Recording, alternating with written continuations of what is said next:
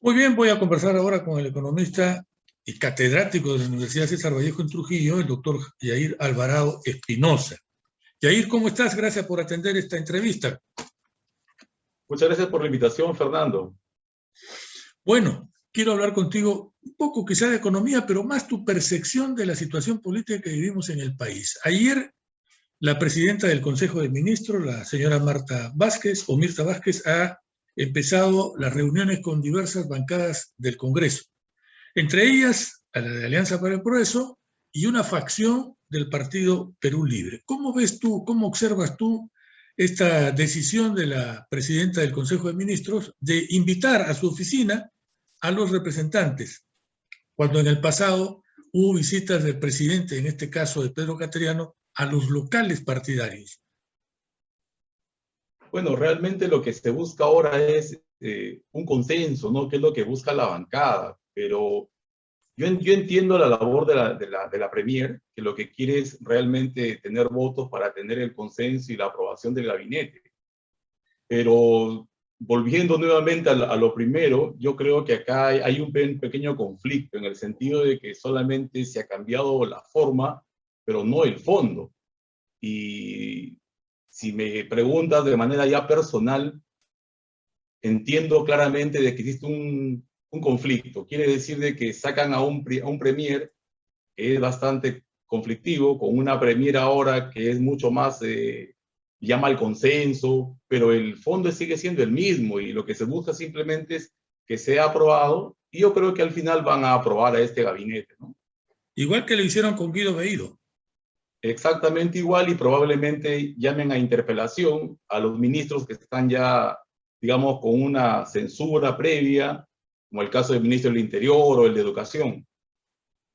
¿Es una torpeza, crees tú, Yair, que el presidente nombre a una persona tan cuestionada como Barranzuela y tan cuestionada también como el ministro de Educación y los mantenga ahí a la expectativa de lo que pueda pasar? ¿Crees que siguen jugando ese torneo, llamámoslo así, de, ustedes no me dan el voto de confianza? Ok, le envío otro Consejo de Ministros para buscar la segunda negativa y cerrarlos. Y el otro lado dice, ya aprobamos esta ley y si esta entra en vigencia, en el medio de esas dos convocatorias le pedimos la vacancia por incapacidad moral permanente. ¿Ese es el panorama? ¿Ese es el panorama?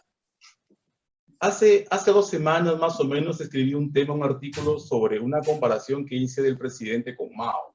Sí, claro. Y en este artículo, para tratar de entender lo que hace el presidente, yo realmente he tenido que retomar algunas lecturas de Mao Zedong. Y te propongo, en el caso de a las personas que quieren entender al presidente, que lean a Mao. Y Mao ha sido, evidentemente, hay que salvar las distancias, no es una comparación bastante exagerada, pero salvando las distancias, algunas estrategias aplicadas en China, y me llama la atención por la palabra popular. Por ejemplo, la palabra que utiliza él es economía popular de mercado. Ese término nadie sabe qué significa, ningún economista te lo va a definir, porque eso no existe. Pero la palabra popular está arraigado a China, y el doble discurso, los silencios, este manejo que ustedes ven en Pedro Castillo es una copia de lo que hace Mao Zedong. Yo propongo, por ejemplo, y me lanzo acá de profeta, Mao Zedong hizo una marcha que se llama la Larga Marcha. Yo he escuchado ya a algunos que dicen que del Cusco a Lima van a hacer una marcha. Yo creo que si esto continúa así, él también va a proponer una larga marcha que vaya del Cusco a Lima, con personas que vayan pidiendo que continúen el poder si es que se diera la propuesta de vacancia. ¿Qué les quiero mencionar en sí? Lo que les menciono es algo simple, que las estrategias que aplica de quitar un ministro, poner un ministro, no es algo que él ha creado, es algo que ya viene desde muchos años atrás y que Mao Zedong aplicó muy bien y con mucho éxito, implementando una dictadura duradera, ¿no? Que realmente China hasta la actualidad sigue siendo una dictadura. Pero con una salvedad notoria, entiendo, Yair, Mao venía de una lucha, venía de combatir, tenía tras de sí cantidad de chinos que son, sabemos, millones, y tenía el poder de las armas. Y cualquier cosa que él pudiera decir lo sustentaba en base a que él era el que mandaba en las Fuerzas Armadas de su país. Con Castillo no pasa eso, ¿o sí? Digamos que todavía no, pero como todo, si yo me pongo en la mente de ellos, es un proceso. Y como todo proceso tengo que esperar un tiempo. Probablemente en diciembre para enero hay un cambio de mando en el gobierno militar, y en este caso los poderes de la parte militar, y yo puedo esperar. Pocas personas esperan que él haya gobernado 70, 80 días. Y con este Bellido, ahora otros ministros, yo digamos que tengo la visión de que sí llega a diciembre. Y en diciembre hay un cambio de mando y digamos que pueden también repartirse nuevamente las cartas, ¿no? Bueno, pero esta cuestión de la marcha, que es muy interesante, este aporte que estás haciendo, Yair, podría decirse, especulando un poco, que ya está gestándose con estas protestas que los cocaleros están haciendo en el Cusco, por ejemplo, y que Por ellos supuesto que podrían, sí. digamos, amparándose en una serie de cuestiones y de incluso probabilidades de que el narcotráfico los financie y les entregue armas y todas esas cosas, hacer esa marcha que esperas o que piensas tú podría darse imitando la marcha de los chinos. Así es, yo creo que ya se está gestando, ¿no? Tanto en el Cusco ya se ha hecho, se apela, como mencionaba hace unas semanas que tuve una entrevista contigo con respecto a las reminiscencias del incanato, se apela a la bendita hoja de coca, que realmente todos sabemos de que simplemente sirve para hacer la cocaína, y tenemos ahí Oye, dinero. perdóname, Y ya, perdóname, porque acaba de decir también Barranzuela de que el principal importador de coca es Coca-Cola. una barbaridad realmente, y mucho menos tomada de digamos ahora, pues, ministro, ¿no? Del Interior. ¿Cómo es posible que él pueda decir este tipo de barbaridades? Porque no tiene nada que ver y muestra un total desconocimiento de lo que se ve ahora. Continúe porque, discúlpame la interrupción, estabas haciendo un No, sí, análisis. sí, escucho, escucho. Bueno, No, te decía sí, simplemente que hay un desconocimiento y para qué puede servir en este caso la hoja de coca. Y sabemos todos que el Estado no compra toda la coca, el autoconsumo que tanto hacía anteriormente para poder pregonar esto el ministro Bellido, tampoco es para el autoconsumo. Sabemos que las hectáreas se han incrementado de cocaína en el Perú, tanto sea por la pandemia o por todo lo que se ha dado, según me parece el Estado americano estamos ya en 84.000 hectáreas, esto se ha incrementado la cantidad de coca, entonces todos sabemos que el agricultor, el que siembra coca, va a vender esto pues lamentablemente a los narcotraficantes, no hay otra salida. porque les van a pagar más, y eso es correcto, y ver al ministro asusando a que esto continúe realmente es una deslealtad para el Estado, ¿no? Claro, y se estaba conociendo que debería haberse erradicado más de 20.000 hectáreas de coca, ¿no? Y solo se han Sí, erradicado 1.000, incluso algunos dicen menos de 1.000 todavía. Pero que es una política que viene desde Vizcarra, pasado por Sagasti sí, y sí, continúa ahora totalmente, más fuerte, totalmente. ¿no? Sí, totalmente, y no es de ahora, ¿no? Sino que no es correcto tener a un ministro, pues, que esté contra de la erradicación, Claro, y que lo haya dicho públicamente y con sectores públicamente, violentistas, porque y lamentablemente los días antes, cocaleros, nada más. los dirigentes cocaleros son extremistas. Digamos que hay que saber entender y hay que quedar claros, ¿no? Escuchamos a la camarada Vilma en una entrevista que decía que la palabra narcoterrorismo había sido inventada, cuando en realidad todos sabemos de que el narcoterrorismo es una unión, ¿no? Quiere decir que los terroristas le dan pues el resguardo necesario a los narcotraficantes, y eso todos lo conocemos. Y Y por una sí, lógica sí, elemental, Jair, si las hectáreas de coca se han incrementado, si ENACO, que es el organismo nacional, no puede comprar toda esa coca y a los precios que los compran por fuera, es evidente que esa coca va al narcotráfico, no hay otra alternativa. O hay otra, es que yo no así, conozco. es así, es así, o sea, no existe alguna manera que uno pueda decir que no.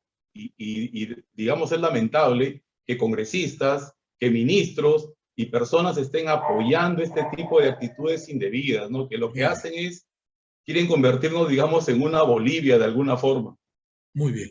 Permíteme hacer una pausa para regresar a tocar otros temas de la realidad política. Lo estoy entrevistando al economista Yair Alvarado Espinosa, catedrático de la Universidad César Vallejo de Trujillo. La pausa y regreso. Yair, ¿tú crees que la presencia de Barranzuela ha recibido algún tipo de respaldo cuando la presidenta del Consejo de Ministros dice, bueno, vamos a esperar sus descargos, vamos a evaluar su situación antes de tomar una determinación? eso lo tomas tú como una especie de, bueno, vamos respaldándolo por el momento, a pesar de todo lo que se ha dicho en los medios de comunicación sobre este ministro. Yo creo que la ministra ha optado la labor de una jefa, digamos, ¿no? En el ¿Ya? sentido de que ella puede decir que no lo ha propuesto y como jefe corresponde cubrir a quien esté en el gabinete. Yo creo que la que tendría que haberlo propuesto es ella, ¿no? ¿Ya? La premier. Y evidentemente avalado por Pedro Castillo. Entonces acá queda claro, una, que están defendiendo a alguien que han propuesto en el gobierno, y otra, que no existe ningún divorcio, porque queda claro de que se han propuesto realmente con los mismos fines. Lo veíamos a Pedro Castillo en el BRAE, lo vemos a Bermejo, o sea, siguen las mismas personas, y a eso me refería anteriormente de que se cambia solamente la forma, pero no el fondo. O sea, es una actitud, como dicen algunos, alguna gente que opina, típicamente comunista, ¿no? Te juegan a dos bandas, a ver por Sí, dónde pueden sacar mayor provecho. ¿Correcto? es la estrategia, ¿no? Que se aplica y le sigue dando resultado porque continúan en el poder, continúan avanzando y nos continúan en una distracción a todo el pueblo, ¿no? Entonces, lo que te voy a preguntar a continuación, para ti resulta ser una estrategia distractiva, porque ayer 17 congresistas de Perú Libre no acataron una aparente orden de Vladimir Cerrón y una disposición de Veído y de el otro hermano de Cerrón para Valdemar, no asistir, claro, para no asistir a la Valdemar Cerrón. invitación de la presidenta del Consejo de Ministros. Sin embargo, 17 han ido. ¿Esta es una jugada estratégica? Yo particularmente creo que sí, a pesar que he escuchado a muchas personas especialistas que dicen que no, pero la conclusión es, bueno, si se instala una dictadura o un gobierno indebido, la verdad que no importa si es Cerrón o es Castillo, el gobierno es indebido, con personas, digamos, que no deben estar en el gobierno. Eso es lo que a mí me queda claro, sea de uno, sea de otro. Correcto. Ahora, una de las decisiones polémicas, yo no recuerdo, no sé, soy un poco más veterano que tú, pero no recuerdo haber visto una protesta en el frontis de la Cancillería de nuestro país diciendo que no nombren a un ciudadano peruano como embajador en otro país. No lo recuerdo. Pero vamos, no es esa la intención de la pregunta, sino, ¿qué crees tú que pesa en el ánimo de Pedro Castillo, el presidente que de acuerdo a nuestra Constitución dirige la política externa de nuestro país, para que designe a un hombre cuestionado delictivamente y que ahora el Ministerio Público ha pedido su impedimento de salida del país, cuando ya el gobierno de Venezuela aceptó su credencial de embajador sin haber estado allá en Caracas, de frente, le dijeron, este va, lo aceptaron. ¿Qué crees tú que pesa en el ánimo o en la cabeza de Pedro Castillo? En el caso de Richard Rojas, que es el que mencionas, yo Así creo es, que él ya ha sido rechazado con Panamá al haberle dado el silencio, así al no haber es. aceptado sus cartas como embajador. Venezuela lo ha recibido y ahora yo podría tener la creencia de que en esa reunión que tuvo con Nicolás Maduro, justamente en Estados Unidos, pueden haber llegado a algún acuerdo en el cual sí puedan ceder y abrir en este caso pues las embajadas y reactivar nuevamente nuestras relaciones diplomáticas con un gobierno que todo el mundo dice que no debe ser pues, democrático ni el correcto. Y ahora, al haber dado, yo podría pensar que una persona que está vinculada con los dinámicos del centro está ahora marcando la salida, como dicen las personas, para ir a Venezuela, respaldada por la diplomacia y ya, digamos, sin ningún tipo de retorno. ¿Por qué hace Pedro Castillo esto? Yo podría creer que también se le vincula con los recursos que ha obtenido de estas personas, de los dinámicos del centro, y que haya salido, o como ahora tampoco lo encuentran al famoso Pinturita, están totalmente no habidos, y ahora ya esta persona cuestionada, un brazo derecho de Cerrón y de esta organización, tendría pues el amparo de un país como Venezuela, que evidentemente jamás lo va a extraditar. Ahora, se dice que ya estaría gozando de inmunidad, porque Venezuela lo ha aceptado como embajador. Si bien no está allá, ya tendría esa aceptación de diplomático y que tendría inmunidad. Sería ¿Cómo ves tú? lamentable, sería lamentable realmente si esto fuera así, porque lo único que haría sería demostrar el por qué Pedro Castillo está tan interesado en que una persona que lo puede vincular a él logre este tipo pues de ventaja, ¿no? Con respecto a todo, ¿no? Que De quede defensa, impune. Así es, que quede impune de todo lo que se le está pidiendo ahora, siendo claro. juzgado y cuestionado, como mencionas. Ahora, algunos amigos acá en Chiclayo me decían, oye, ¿por qué no haces un comentario sobre que Pedro Castillo debería quitarse el sombrero? Bueno, pues a él le gusta ponerse el sombrero, es una costumbre típica en gran parte de nuestra sierra, utilizar el sombrero durante el día. Sí, pero parece que el sombrero no lo deja pensar. Y le digo, ¿por qué? Porque ¿cómo entiendes que haya llamado a Ricardo Belmont para que sea su asesor?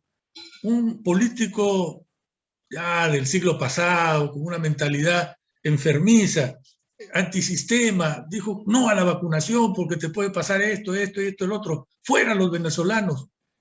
¿Qué cosas crees? Vuelvo a preguntarte, y ahí porque a mí todavía no puedo captar bien cuál es el objetivo de hacer estos disparos a los pies del propio presidente. Es muy complicado realmente entender, pero ahí está lo bueno y lo malo. Y eso es lo importante que quería que entiendan. Por ejemplo, nombra a Julio Velarde, pone a 3 personas respetables en el Banco Central, digamos que unas buenas y otras malas.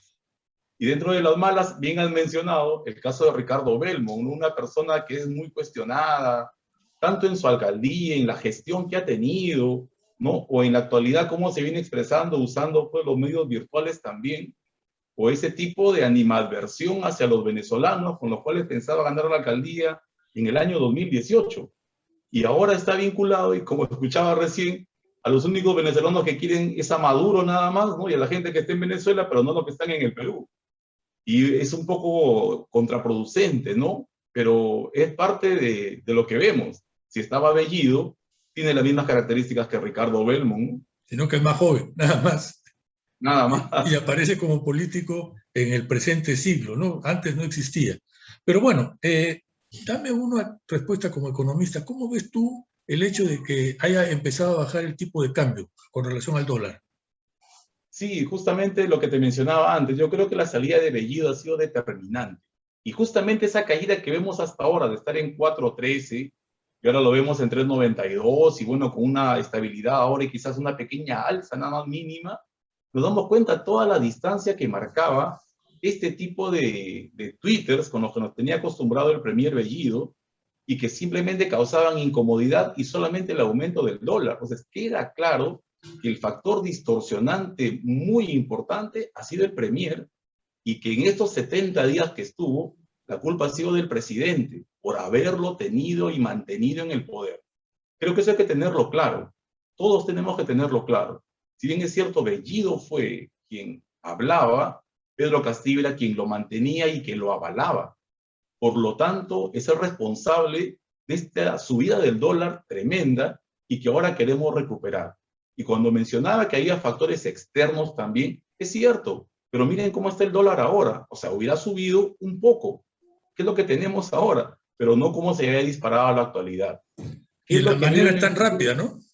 Por supuesto, o sea, eso implica que el factor era interno, no era externo, Muy porque bien. dólares hay en las reservas. Esperemos Y por lo tanto, que en los próximos días empiece a bajar el costo del pollo, que nos vuelvan a dar 6 panes o 7 por un sol y no 4 como nos dan ahora. Esperemos y eso, que ¿no? crezcan un poco más los panes también porque estaba más pequeño, Así es, sino, así es.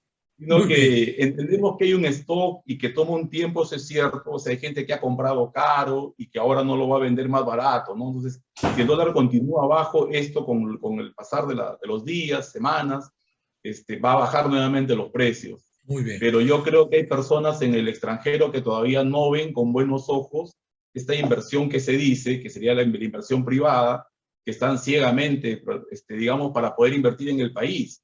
Y acá Así quisiera es. hacer simplemente una pequeña observación, si me Sí, cómo no, permites. cómo no. Acá hay un tema que escucho mucho hablar a Pedro Franqui que dice, las mineras vienen a invertir, están invirtiendo ahora este año. Es cierto, una minera, por si acaso, no es que de hoy para mañana viene y invierte en un país. Estas inversiones vienen estudiadas desde hace mucho tiempo. Vienen a la parte de la exploración, a la parte de la inversión, o sea, entendamos eso también.